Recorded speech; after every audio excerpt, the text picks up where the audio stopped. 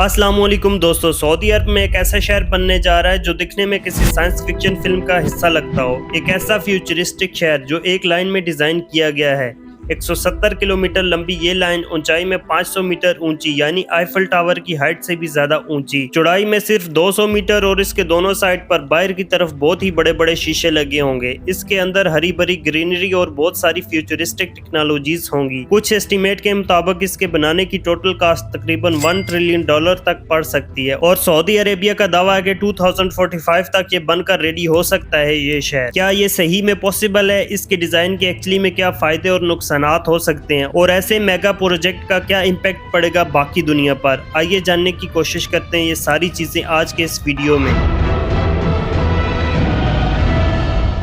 Saudi अरब मुल्क का जब भी जिक्र किया जाता है तो दो चीजें सबसे पहले दिमाग में आती हैं, रेगिस्तान और तेल। हालांकि ये चीज सच है कि ज्यादातर मुल्क रेगिस्तान से घिरा हुआ है। टिपिकल डेजर्ट क्लाइमेट भी देखने को मिलता है सऊदी में, जहां पर दिन में टेम्परेचर 45 सेल्सियस तक जा सकता है और रात में बहुत ठंड हो जाती है। लेकिन इसके अलावा देखा जाए तो सऊदी जोग्राफिकली काफी डाइवर्स मुल्क है। यहाँ पर सवानास, पहाड़ियां और वोल्केनिक फील्ड्स भी देखने को मिलती हैं। इनफैक्ट सऊदी में 2000 से ज्यादा डोरमेट वोल्केनोज हैं, जिनमें कई सारे तो एक्टिव वोल्केनोज भी हैं। इकोनॉमिकली सऊदी मिडिल ईस्ट की लार्जेस्ट इकोनॉमी है और दुनिया की 18th लार्जेस्ट। लेकिन ये बात सच है कि मोस्टली ये इकोनॉमी सिर्फ तेल पर डिपेंडेंट है। इनका मेजर एक्सपोर्ट पेट्रोलियम है और दुनिया का लार्जेस्ट एक्सपोर्टर सऊदी अरेबिया ही है पेट्रोलियम में। लेकिन क्योंकि दुनिया भर के कई मुल्क अपनी तेल पर डिपेंडेंस खत्म करना चाहते हैं, इसलिए सऊदी अपनी इकोनॉमी को डाइवर्सिफाइंग करने में बहुत ही इंटरेस्टेड है। इस रीजन के कई और मुल्कों की तरह जैसे कि यूनाइटेड अरब एमिरेट्स ने भी बहुत कोशिश करी तेल से अपनी डिपेंडेंस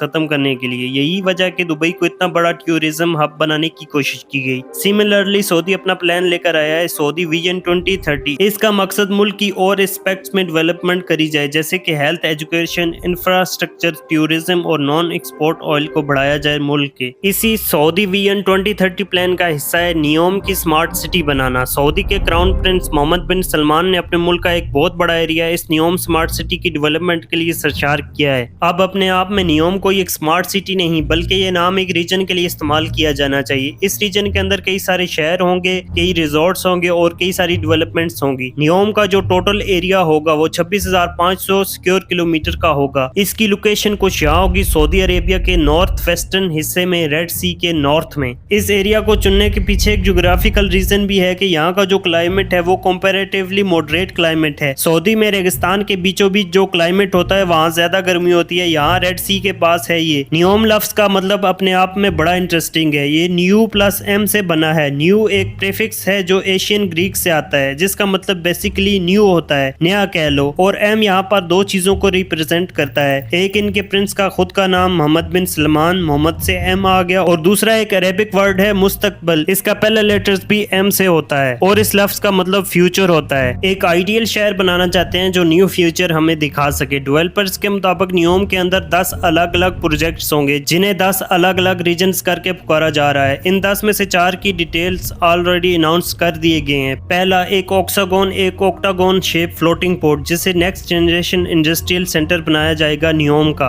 और दूसरा ट्रोजेना, पहली मेजर आउटडोर स्कीइंग डेस्टिनेशन होगी अरेबियन पेनिनसुला की। इसकी ओपनिंग बताई गई है 2026 में होगी, सिर्फ 1 साल बाद। और सिर्फ इतना ही नहीं, इस एरिया को ऑलरेडी बिड मिल चुकी है कि यहाँ पर एशियन विंटर गेम 2029 होस्ट किए जाएंगे। ये सऊदी की one of the highest mountain range पर लोकेटेड होगा और यहाँ पर टेम्परेचर एक्चुअली में सर्दियों में 0 डिग्री सेल्सियस से अक्सर नीचे चला जाता है। लेकिन फिर भी बताया जाता है कि जो स्नो यहाँ पर यूज करी जाएगी वो फिर भी मैन मेड होगी, चूंकि नेचुरली यहाँ पर कोई इतनी बर्फ नहीं गिरती। तीसरा है सिंधाला, एक लग्जरी रिजॉर्ट कॉम्प्लेक्स जो सिटी की कोस्ट से बाहर होगा। यहाँ करीब 2400 लोग होस्ट किए जाएंगे। ये 840,000 स्क्वायर मीटर में फैला एक लग्जरी आइलैंड होगा, जहाँ ढेर सारी चीजें करने के लिए होंगी और नियोम प्रोजेक्ट का पहला हिस्सा होगा। और फिर आता है चौथा और सबसे अनबिलीवेबल प्रोजेक्ट, दी लाइन। दी लाइन को 10 जनवरी 2021 को अनाउंस किया गया था और बहुत सारे लोगों को ये डाउट था कि ये बनेगा भी या नहीं बनेगा। ये सिर्फ इमेजिनेशन करी जा रही है, लेकिन at this point in the time इसकी कंस्ट्रक्शन ऑलरेडी शुरू हो चुकी है। इवन तो ये एक बहुत बड़ा डाउट है कि ऐसी टेक्नोलॉजीज, ये चीजें बनाने की हमारे पास एग्जिस्ट करती भी है या नहीं करती। सबसे खास बात इस प्रोजेक्ट के बारे में इसका डिजाइन, 170 किलोमीटर लंबी एक लाइन, ये पूरा एक शहर 2 ऊंची 500 मीटर बड़ी टॉल स्क्रैपर्स के बीच में सिचुएटेड होगा। ऐसी इमारतें जो लाइनर होंगी, लाइन के फॉर्म में चलेंगी और आगे, और जिनके बाहर की तरफ शीशा लगा होगा। अपने आप में जो आइडिया है ये कोई नया नहीं, सिमिलर आइडियाज प्रपोज किए गए थे 1800 और मिड 1900 में भी। हालांकि तब किसी के पास इतने रिसोर्सेज नहीं थे और ना ही इतना पैसा था इन सारी चीजों को एक्चुअली में इम्प्लीमेंट करने के लिए। ये शहर एक एग्जांपल है 1960 के कॉन्सेप्ट जिसका नाम आर्कोलॉजी था। आर्कोलॉजी बनता है आर्किटेक्चर एंड इकोलॉजी के लफ्जों से। ये एक ऐसी फील्ड है जहां पर आर्किटेक्चर का इस्तेमाल इस तरीके से किया जाए कि हम डेंसली पॉपुलेटेड एरियाज बनाएं अपने शहरों में सबसे एफिशिएंट तरीकों से। एक ऐसा शहर जो अपने आसपास की एनवायरनमेंट को सबसे कम डैमेज पहुंचाता हो। यही एक कारण बताया है दी लाइन के कंसेप्ट के पीछे कि लाइन में क्यों बनाया है इस शहर को, ताकि इसके आसपास का जो भी नेचुरल लैंडस्केप है इसको कम से कम डैमेज पहुंचाया जा सके। इस आर्कोलॉजी के प्रिंसिपल से इंस्पायर्ड कुछ रियल लाइफ एग्जांपल्स अभी भी मौजूद हैं, जैसा कि अंटार्कटिका में मौजूद रिसर्च स्टेशन। ऐसे रिसर्च स्टेशन जहाँ पर हजारों लोग रह सकते हैं, काम कर सकते हैं और अपनी बाहर की एनवायरनमेंट से इंसुलेटेड रहते हो, ताकि बाहर की एनवायरनमेंट पर कोई डैमेज ना पहुंचे और कंप्लीटली सेल्फ सफिशिएंट हों। दी लाइन प्रोजेक्ट भी यही करने की कोशिश करेगा। चूंकि इसकी जो चौड़ाई होगी वो सिर्फ 200 मीटर ही होगी, इसका मतलब 170 किलोमीटर पर 200 मीटर इसका जो एरिया है सिर्फ 34 किलोमीटर का। और इसके डेवलपर्स के मुताबिक यहाँ पर 9 मिलियन लोग रहेंगे। ये न्यूयॉर्क शहर की पॉपुलेशन है, लेकिन न्यूयॉर्क शहर के एरिया से तकरीबन 20 गुना छोटा एरिया है, तो जो ओवरऑल फुटप्रिंट है वो बहुत छोटा होगा। इस शहर के अंदर मल्टीपल लेयर्स प्लान करी गई हैं। वर्टिकली देखा जाए तो ताकि लोग 3 डायमेंशंस में मूव कर पाएं, ऊपर, नीचे और साइड में। और इस नए कॉन्सेप्ट को उन्होंने नाम दिया है जीरो ग्रेविटी अर्बनिज्म का। ऊपर से इनके डेवलपर्स का दावा है कि नियोम को 100% रिन्यूएबल एनर्जी से पावर किया जाएगा। Solar, wind and hydrogen based power generation का इस्तेमाल किया जाएगा। इसके अंदर ट्रांसपोर्टेशन के लिए कोई सड़कें नहीं होगी, कोई गाड़ी नहीं होगी, बल्कि लोगों के चलने की जगह होगी जहां पार्क्स होंगे, ग्रीन प्लेसेस होंगी। क्योंकि ये 170 किलोमीटर लंबी लाइन है, हाई स्पीड ट्रांसपोर्टेशन का इस्तेमाल किया जाएगा लाइन को एंड टू एंड कनेक्ट करने के लिए। अंदर का डिजाइन इस तरीके से होगा, इनका कहना है कि हर चीज 5 मिनट के वॉकिंग डिस्टेंस पर होगी। Residents have access to all their daily needs within 5-minute walk neighborhoods. अंदर क्लाइमेट कंट्रोल भी किया जाएगा ताकि कंसिस्टेंट क्लाइमेट रखा जा सके, इवन तो अगर बाहर बहुत जलती हुई गर्मी भी है। और क्योंकि ये लाइन एक एंड से समुद्र तक जाती है, रेड सी तक, इसे ट्रेडिंग के लिए भी एक बड़ी पोटेंशियल बताया जाता है, क्योंकि दुनिया की ट्रेड का 13% हिस्सा एक्चुअली में सुएज कनाल से होता हुआ गुजरता है। ऊपर से एक न्योम बे एयरपोर्ट बनाया जाएगा इसके पास, जिसकी लोकेशन ऐसी होगी कि 40% दुनिया की चीजें इससे सिर्फ 6 घंटे दूर होंगी। ये तो इसलिए कि सऊदी अरेबिया की अपने आप में लोकेशन ऐसी है कि यूरोप, एशिया, अफ्रीका सबका ये सेंट्रल पॉइंट बन जाता है। फिर इनके डेवलपर्स का दावा है कि आर्टिफिशियल इंटेलिजेंस को दी लाइन में सीमलेसली इंटीग्रेट किया जाएगा, पर्सनल और कमर्शियल लाइफ दोनों में। यहाँ सिस्टम बनाए जाएंगे जो डेटा गैदर करेंगे, एनालाइज करेंगे और हर किसी को पर्सनल कैटर करेंगे। इसका एग्जैक्टली मतलब क्या हो सकता है ये गैस करना बड़ा मुश्किल है, लेकिन ये एक बड़ी डिस्टोपियन भी हो सकती है। आप इस स्मार्ट सिटी में जहाँ भी घूमते हैं, जहाँ भी जाते हैं, आपको ट्रैक किया जाएगा और इसके बेसिस पर आपको एड्स बेची जाएंगी या प्रोडक्ट सेल की जाएंगी। ये बहुत बड़ा डेंजर पॉइंट है ऐसे फ्यूचरिस्टिक शहरों के लिए। आइए समझते हैं दी लाइन की डार्क साइड को, क्यों ये शायद कभी पॉसिबल ना हो पाए। इस लाइन प्रोजेक्ट को कंप्लीट करने के लिए सबसे पहला और सबसे बड़ा चैलेंज आएगा पैसे का। इस प्रोजेक्ट को फाइनेंस किया जा रहा है सऊदी अरेबिया के sovereign wealth private investment fund का, पब्लिक इन्वेस्टमेंट फंड इसका नाम है। ये बेसिकली इनके मुल्क की सरकार की तरफ से बनाया गया फंड है जिसके पास बहुत पैसा है, नो डाउट। एस्टिमेट किया जाता है कि 620 बिलियन US$ वर्थ का पैसा इस फंड में मौजूद है। लेकिन यहाँ 2 प्रॉब्लम्स हैं। पहला तो ये कि ये जो फंड का पैसा है ये सऊदी अरेबिया की इकोनॉमी पर बहुत ज्यादा डिपेंड करता है, जो कि ऑयल पर मबनी है। ऑयल का प्राइस मार्केट में बहुत ज्यादा ऊपर नीचे होता रह सकता है, जैसा कि 2020 में रियाज ने फिजिकल डेफिसिट देखा था $79 बिलियन का। और ये एक ऐसा मुल्क है जहाँ पर 60% रिसोर्सेज ऑयल से डायरेक्टली रिलेटेड हैं। 2021 में सिर्फ 9% इनके जो एक्सपोर्ट हुए थे वो नॉन ऑयल एक्सपोर्ट थे। तो अगर इतने बड़े प्रोजेक्ट को बनाने के लिए यहाँ से पैसा आएगा तो ये बहुत वोलेटाइल पैसा है,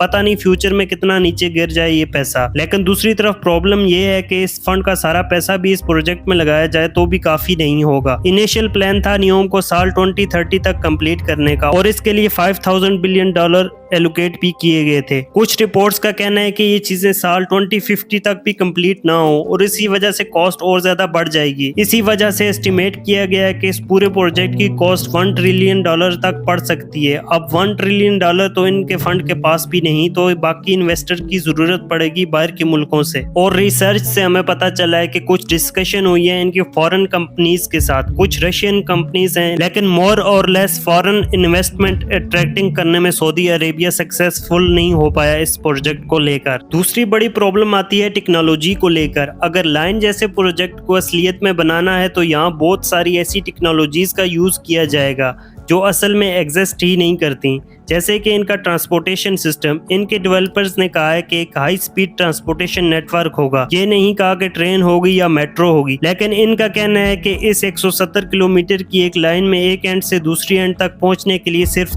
मिनट लगाएगा ये system. And the line's infrastructure makes it possible to travel end to end in 20 minutes. इसका मतलब है कि इसकी ट्रेवलिंग की स्पीड होगी 500 किलोमीटर पर आवर से भी ज्यादा। और आज के दिन दोस्तों कोई भी ऐसी टेक्नोलॉजी एग्जिस्ट ही नहीं करती जो इतनी ज्यादा स्पीड दे पाए हमें। करंटली जो फास्टेस्ट ट्रेन है दुनिया की वो है शंघाई मैगलेव ट्रेन, जिसकी top speed around 430 kilometre per hour है। ये बात सच है कि 2015 में एक जापानीज मैगलेव ट्रेन ने टॉप स्पीड का रिकॉर्ड तोड़ा था। एक टेस्ट रन में 603 किलोमीटर पर आवर की स्पीड भी अचीव कर ली गई थी, लेकिन वो एक टेस्ट रन थी। रेगुलर ऑपरेशन में अभी तक हम 430 किलोमीटर पर आवर से ज्यादा की स्पीड तक नहीं पहुंच पाए। ऐसे ही 500 मीटर ऊंचे शीशे आज तक किसी ने नहीं बनाए हैं।